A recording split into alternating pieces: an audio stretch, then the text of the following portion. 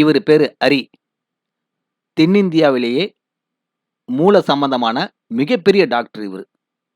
எந்த மருத்துவமனைக்கு போனாலும், அங்க ஊழல், லஞ்சம் எந்த குறையாவது இவருக்கு தெரிஞ்சு போயிட்டா, உடனே நிர்வாகத்துக்கிட்ட சண்டை போடுவாரு. இல்லன்னா, வேலைய விட்டு வெளிய போயிடுவாரு. இதனால இவரு வறுமைக்கு தள்ளப்பட்டாரு.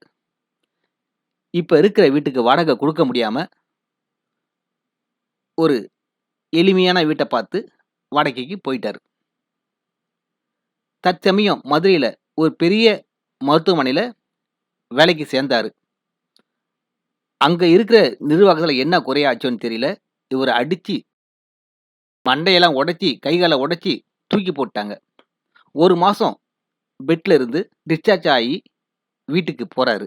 இவருடைய குணம் இவருடைய மனைவிக்கு பிடிக்காது. என்னம்மா பண்ண சொல்ற? இந்த மனுஷன் நம்ம சொல்ற பேச்ச கேட்டா தானே? வேலைய விட்டு வந்துட்டாரு. பெரிய வீட்டுக்கும் வாடகை கொடுக்க முடியல. இது சின்ன வீடு. இதாவது நிலைக்குமா என்னன்னு தெரியல. விடுங்கம்மா. அப்பா நல்லது சொல்றாரு. நல்லது செய்யறாரு. இருந்தாலும் அப்பாவுக்கு ஆபத்து தாம்மா வருது. இந்த மனுஷன் எனக்கு தாலி கட்டின நாள்ல இருந்து இதே பிரச்சனை தாம்மா. இதையே திரும்ப திரும்ப பேசாதீங்கம்மா. எனக்கு இப்ப எக்ஸாம் டைமா இருக்குது. அதனால இந்தியாவுக்கு வர முடியாது. நீங்க தாம்மா அப்பாவை பத்திரமா பாத்துக்கணும். உங்க அப்பா இப்படியே பண்ணிட்டு இருந்தாரு. உங்க அப்பாவையும் பார்க்க முடியாது, என்னையும் பார்க்க முடியாது. அப்படிலாம் பேசாதீங்கம்மா. 1 மாசமா அப்பாவை பெட்ல பாத்துருந்தீங்கல்ல, அது மாதிரி பாத்துக்குங்கம்மா. அக்கா, அக்கா. அப்பா வந்துட்டாருன்னு நினைக்கிறேம்மா. நான் கூப்பிடுறேன்.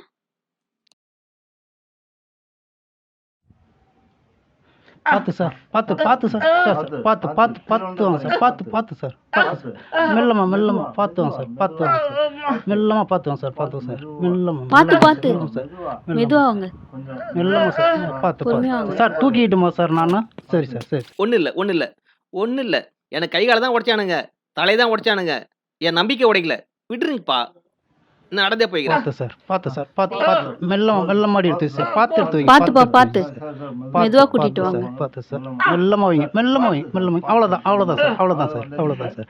வாங்க சார், வாங்க சார். உட்கார வைங்க. அப்படியே லேசாக திரும்புங்க சார், லேசாக திரும்புங்க. அவ்வளோதான் சார், அவ்வளோ சார். அப்படியே உட்காருங்க, அப்படியே உட்காருங்க சார், அப்படியே உட்காருங்க, அப்படியே உட்காருங்க சார், அப்படியே உட்காருங்க. அவ்வளோதான், அவ்வளோதான், மெதுவா அவ்வளோதான் சார். உட்காருங்க. இந்த சேர் எடுங்க, சேர் எடுங்க, சேர் எடுங்க, சேர் எடுங்க, சேர் எடுங்க, சேர் எடுங்க, சேர் எடுங்க. அவ்வளோதான் சார், அவ்வளோதான் சார், அவ்வளோதான் சார், அவ்வளோதான் சார், அவ்வளோதான் சார், அவ்வளோதான் சார், அவ்வளோதான் சார், அவ்வளோதான் சார், அவ்வளோதான் சார், அவ்வளோதான் சார், அவ்வளோதான் சார். ஏராஜ், நீ அதை உட்காரு. சந்தலட்சுமி, ஒரு டீ போட்டு கொண்டு வா. அப்படியாப்பா? சரி, தண்ணி கொண்டு வா சந்தலட்சுமி. இந்தாங்க தம்பி.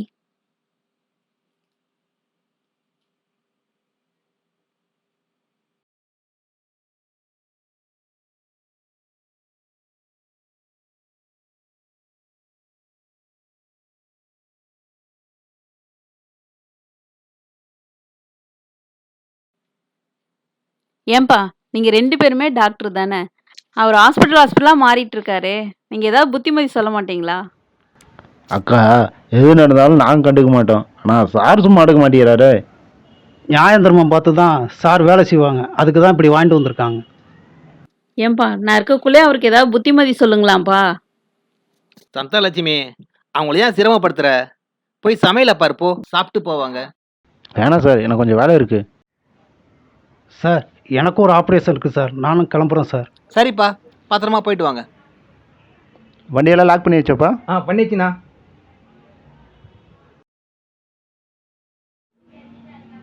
Sir, sir, sir. Santhalakshmi, Santhalakshmi, ஏங்க? யாரோ கூப்பிடுறாங்க பாரு.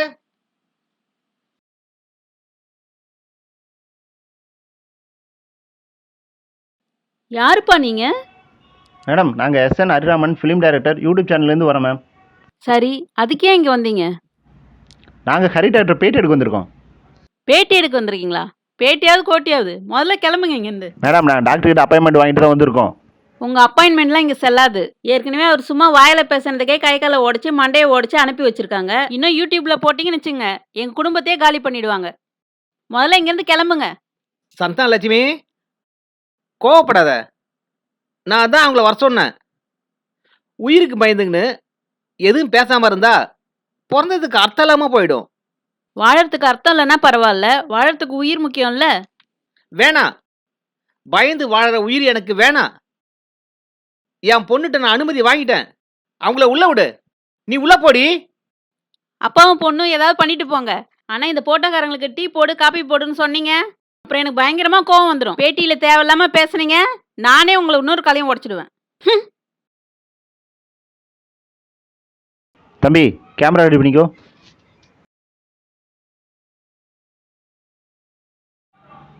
தம்பி சார் சொல்கிறத நோட்ஸ் எடுத்துக்கோ. சரிங்கண்ணா. சார் உங்களை அறிமுகப்படுத்திக்கிட்டு உங்கள் மனசில் இருக்கிற வேதனையும் கருத்தையும் சொல்லுங்கள். வணக்கம். நான் மூல சம்பந்தமான ஒரு சிறப்பான டாக்டர். என் பேரு எஸ்.என். ஹரிராமன்.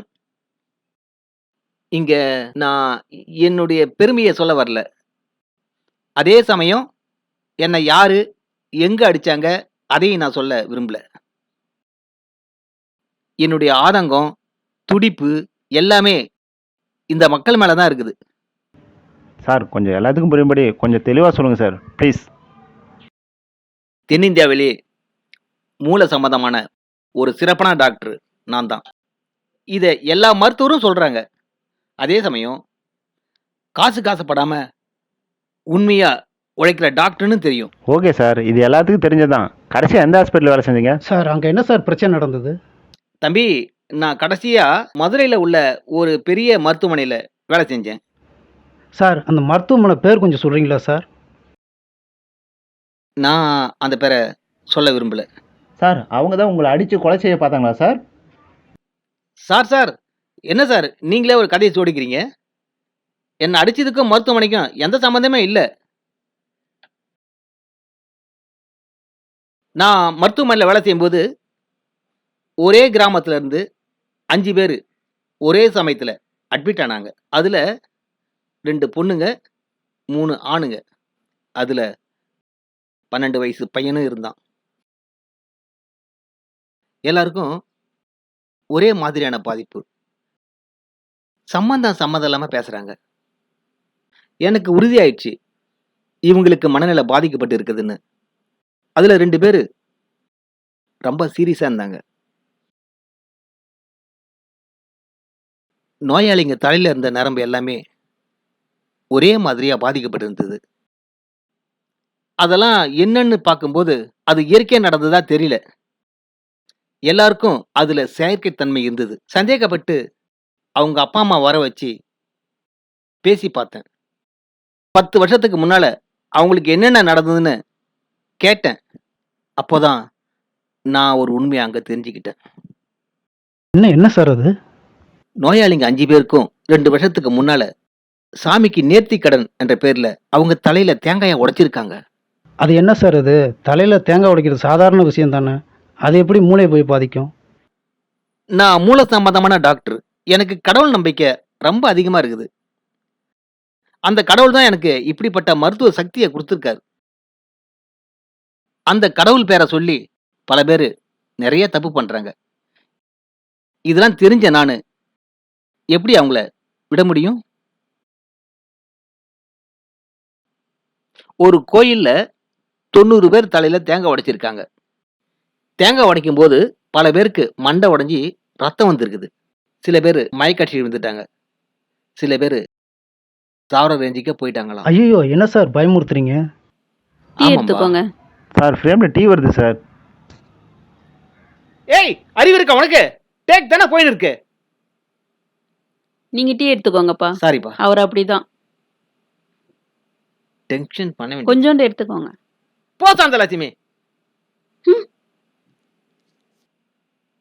சாரிப்பா, அவங்க அப்படித்தான்பா. பேசும்போது கோவமா பேசிடுவாங்க, அதன் பிறகு இறங்கி வருவாங்க. இலகிய மனசு. நீங்க டீ சாப்பிடுங்கப்பா, அடுத்து ஆரம்பிப்போம். தம்பி மறுபடியும் டேக் போலாமா? ஓகே சார், நாங்கள் ரெடி சார். ஒரு கோயிலில் 90 பேர் தலையில் தேங்காய் உடைச்சிருக்காங்க. தேங்காய் உடைக்கும் போது பல பேருக்கு மண்டை உடைஞ்சி ரத்தம் வந்துருக்குது. சில பேர் மயக்காட்சி விழுந்துட்டாங்க. சில பேர் சாவர ரேஞ்சுக்கே போயிட்டாங்களா. ஐயோ என்ன சார் பயமுறுத்துறீங்க? பயமுறுத்தல சார், உண்மையை சொல்கிறேன். கோயிலில் இத நேர்ல பார்த்த ஒரு சிலர் இத ரகசியமா என்கிட்ட சொன்னாங்க. அத நான் மக்களுக்கு தெள்ளத் தெளிவா சொல்றேன். என்ன சார் எந்த டாக்டரும் சொல்லாத நீங்கள் உங்கள் இஷ்டத்துக்கு சொல்லிட்டு இருக்கீங்க? என் இஷ்டத்துக்கு சொல்லலப்பா. நடந்த உண்மைதான் சொல்றேன். அதுக்கு ஆதாரமா நோயாளிங்க என்கிட்ட தான் இருக்காங்க. மக்கள் எச்சரிக்கையா இருக்கணுன்றதுக்காக தான் நான் இப்படி பேசினுக்கிறேன். சார் கடவுளுக்காக தன்னை வருத்திக்கிற பக்தர்களை கடவுளை எப்படி சார் தண்டிப்பாரு? உண்மையை சொல்றேன். எந்த கடவுளுமே உன்னை வருத்திக்கின்னு என்ன வணங்குன்னு சொல்லாது. சொல்லுங்கப்பா, சொல்லுங்க தம்பி. எந்த கடவுளாவது உன்னை வருத்திக்கின்னு என்ன வணங்குன்னு சொல்லியிருக்கா? பைபிள், குரான், பகவத்கீதை, பௌத்தம் இதுல எதுலயாவது உயிரையும் உடலையும் வருத்திக்கின்னு என்ன வணங்குன்னு சொல்லியிருக்கா? அப்படி சொல்லியிருந்தா அது கடவுளா இருக்க முடியாது. தன்னை வருத்திக்கின்னு சாமி கும்பிடுற இந்த மூட நம்பிக்கை எப்படி மக்கள் மண்டைக்குள்ள வந்தது? அதை விதைச்சவன் யாரு? அதை இப்ப அறுவடை பண்றவன் யாருன்னு யோசிச்சு சொல்ல வரேன். அண்ணே சார் சொன்னதை நம்ம அப்படியே போட்டோம் நம்மளையும் மண்டை உடச்சி உட்கார வச்சிருவாங்கண்ணே. நம்ம தானே எடிட் பண்ண போகிறோம், பார்த்துக்கலாம் போ. என்னப்பா உங்களுக்குள்ளே பேசினுக்கிறீங்க? அது ஒன்றும் இல்லை சார், டாக்டர் வேலையை விட்டுட்டு இதை எப்படி ஓச்சாருன்னு கேட்டான் சார். ஐயோ, அதை அப்படியே விட்டுட்டா பக்தின்ற பேர்ல குழந்தை தலையில கூட தேங்காய் உடைச்சிருவாங்கப்பா. அந்த பயம் எனக்கு வந்து போச்சு. சாமிக்காக தன்னை தானே வர்த்திக்கும் போது உயிர் போச்சுன்னா அது விதின்னு தன்னைத்தானே சமாதானப்படுத்திக்கிற கூட்டம்பா இது.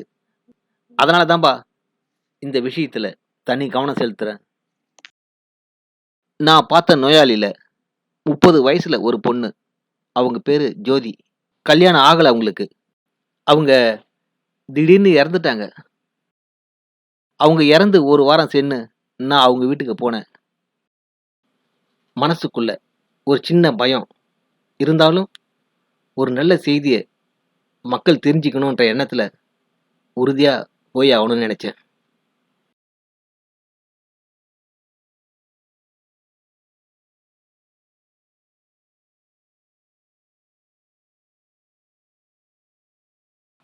டாக்டர் நினைக்கிறேன்.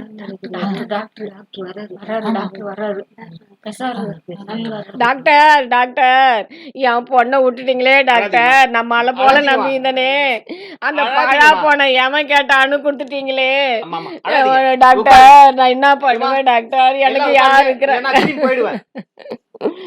யார் இருக்கிறாங்க டாக்டர்? எனக்கு என்ன ஒரு பொண்ணு தானே, என் பொண்ணையே நான் விட்டுட்டேனே.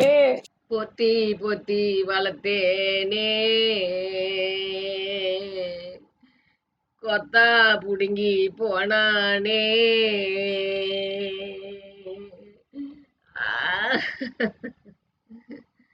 அங்கே இங்கே போகாம பூட்டி பூட்டி வளர்த்தேனே.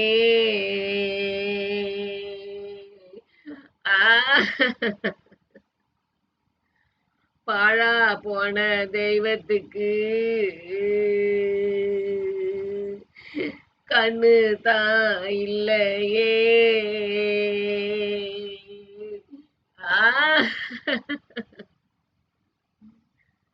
ஒன்ன மன பொண்ணா பார்க்காம உடமா தான் பார்த்தேனே.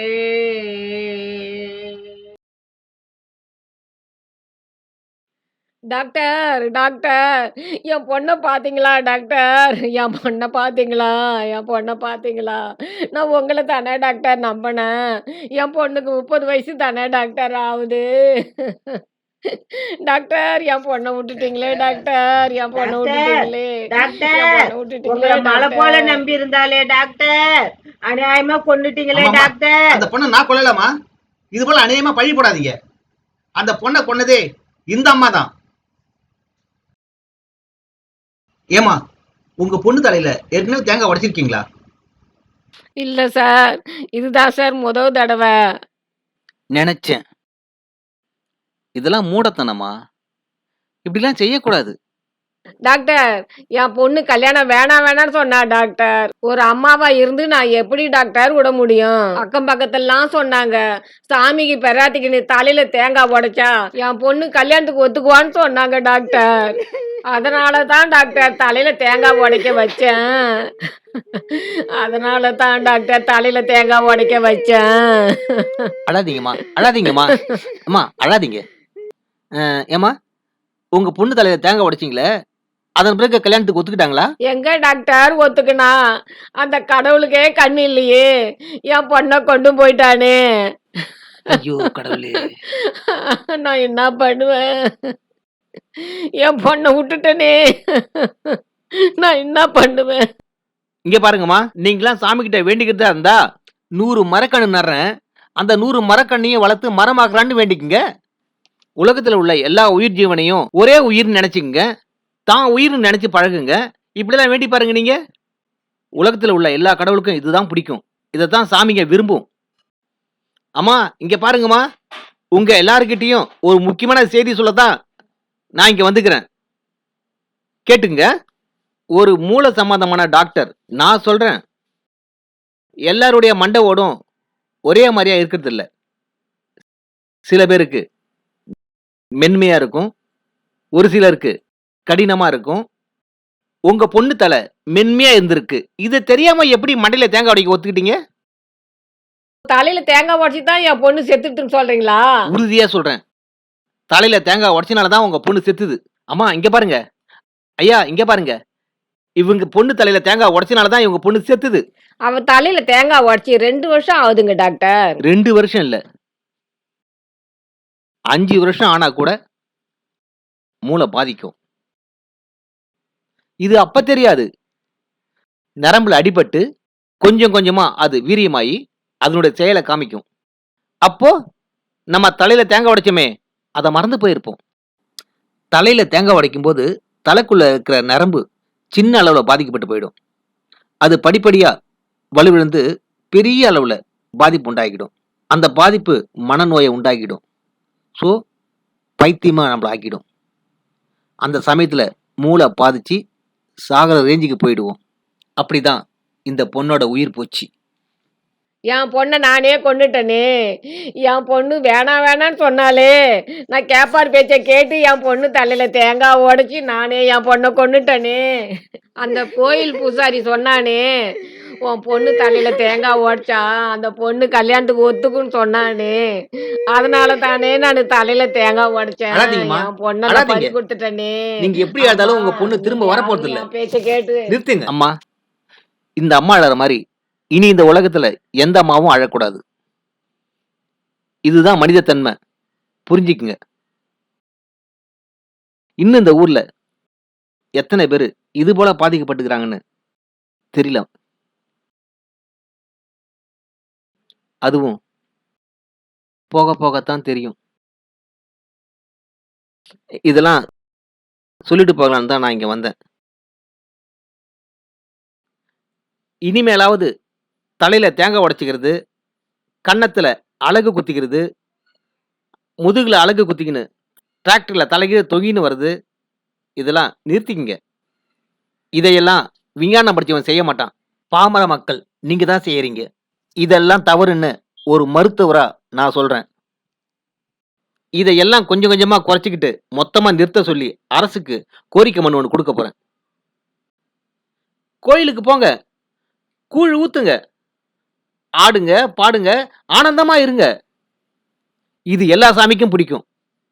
ஆனா தன்னை வருத்திக்கிட்டு போய் சாமி கிட்ட நின்னீங்க, அது எந்த சாமிக்குமே பிடிக்காது. இது சத்தியம், அந்த தெய்வத்து மேலே சத்தியம். Super sir, super sir, great sir, super sir, super sir. என்னப்பா கை தட்டுறீங்க? சொன்னீங்கன்னா நானும் சேர்ந்து கை சார் எவ்வளவு தட்டுவேன்ல. பெரிய விஷயம் பண்ணிருக்காரு. சாரா? சார் இப்படி பண்ணதுனால தான் இவ்வளோ குத்தும் உதையும் வாங்கிட்டு வந்துக்கிறாரு. சந்தன லட்சுமி, உன்னை யாரு சும்மா சும்மா இங்க வர சொன்னது? உள்ள போ. பொண்டாட்டி பேசிடக்கூடாதே. ஓகே சார், உங்களை யார் கொலை பண்ண வந்தாங்கன்னு கடைசி வரைக்கும் சொல்லவே இல்லையே சார். தம்பி, நான் தான் ஆரம்பத்திலே சொன்னேனப்பா, என்ன அடிச்சவங்க யாருன்னு சொல்ல மாட்டேன்னு. சார் சொல்லாம போனா நல்லா இருக்கா சார்? சார் பர்சனலாக எங்கள்கிட்டயே சொல்லலாம்ல சார். வேணாம்பா, தயவு செய்து அதை விட்டுடுங்க. விட முடியாது சார். உங்களை யாரோ வந்து கொலை பண்ண திட்டம் போட்டுக்கிறாங்களே, அவங்க யாருன்னு எங்களுக்கு தெரிஞ்சாகணும். மக்களுக்கே தெரிஞ்சு போச்சு. கொலகாரங்க யாருன்னு உங்களுக்கு தான் தெரியும். எங்களுக்காவது பர்சனலாக சொல்லுங்கள் சார். என்னை மன்னிச்சிடுங்க. கண்டிப்பாக அதை நான் சொல்ல மாட்டேன். ஏன்னா அந்த கேஸு போலீஸ் ஸ்டேஷனில் விசாரணையில் இருக்குது. அவங்களே குற்றவாளி யாருன்னு மக்கள்கிட்ட சொல்லுவாங்க. புரிஞ்சுதாப்பா? இதை இப்படியே விட்டுடுங்க ப்ளீஸ். Okay sir. கடைசியாக இந்த மக்களுக்கு என்ன சொல்ல விரும்புகிறீங்க?